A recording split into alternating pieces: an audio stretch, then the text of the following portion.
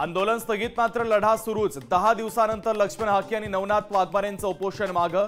शिष्टमंडळासोबतच्या चर्चेनंतर उपोषण घेतलं मागं।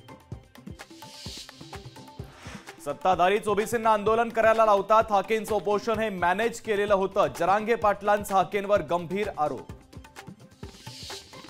आपापसामध्ये लढाल तर भविष्य काळोखात जाईल। मनोज जरांगेंनी हाकेंशी चर्चा करावी। भुजबळांचं मनोज जरांगे पाटील यांना आवाहन। भुजबळांचं ऐकून वाटोळं करून घेऊ नका। भुजबळ 2 समाजामध्ये तेढ निर्माण करण्याचा प्रयत्न करतायत। मनोज जरांगेंचा छगन भुजबळ यांच्यावर हल्लाबोल। जमाना जानता है हम किसी के बाप से नहीं डरते, शरीफ है हम किसी से नहीं लढते। छगन भुजबळांची जरांगे पाटलांवर जहरी टीका। त्यांना दुसरं ताट द्या, आमचं आरक्षणाचं आमच्या ताटात राहू द्या। मराठा समाजाला वेगळं आरक्षण द्या, छगन भुजबळांची सरकारकडे मागणी। शिंदे फडणवीसांना सांगतो, मराठ्यांशिवाय पान हलणार नाही। ओबीसींची मोठ बांधण्याचा प्रयत्न करू नका। जरांगे पाटलांचा देवेंद्र फडणवीसांना थेट इशारा।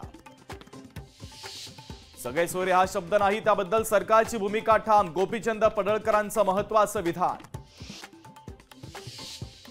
आरक्षण हा गरिबी हटावचा कार्यक्रम नाही, तो बसलाय तिकडे, तो जातीयवाद करतोय। छगन भुजबळांचा जरांगेंना टोला।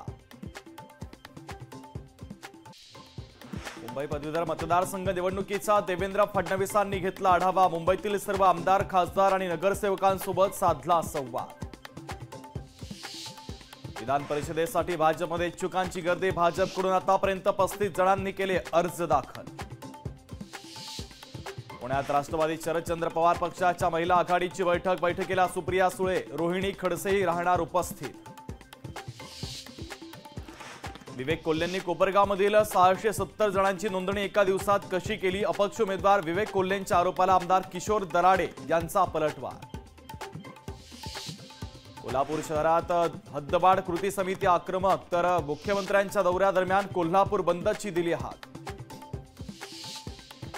सांगलीमध्ये काँग्रेसचं शक्तीपीठ महामार्गाच्या विरोधात आंदोलनादरम्यान पालकमंत्री सुरेश खाडेंचा ताफा आंदोलकांनी अडवला। भिवंडी महानगरपालिका हद्दीतील इमारतींची धोकादायक संरक्षक भिंत कोसळली। सुदैवाने यात कोणतीही जीवितहानी नाही। साताऱ्याच्या फलटणमध्ये पालखी मार्गाची प्रचंड दुरावस्था। पालखीच्या मुक्कामाला अवघे 10 दिवस शिल्लक। साताऱ्यातील हाय प्रोफाईल सातारा क्लब शासनानं ताब्यात घ्यावा। माजी सरकारी वकील विकास शिरगावकरांची मागणी। हिंगोलीच्या औंढा नागनाथ शहरामध्ये पावसाची जोरदार हजेरी। पावसामुळे शेतकऱ्यांना मोठा दिलासा। दमदार पावसामुळे रत्नागिरीमधील खोर्निन्को धरण भरलं। प्रशासनाकडून पर्यटकांना मनाईचे आदेश लागू। लोकशाही मराठी ऐका, पहा, जागरूक रहा।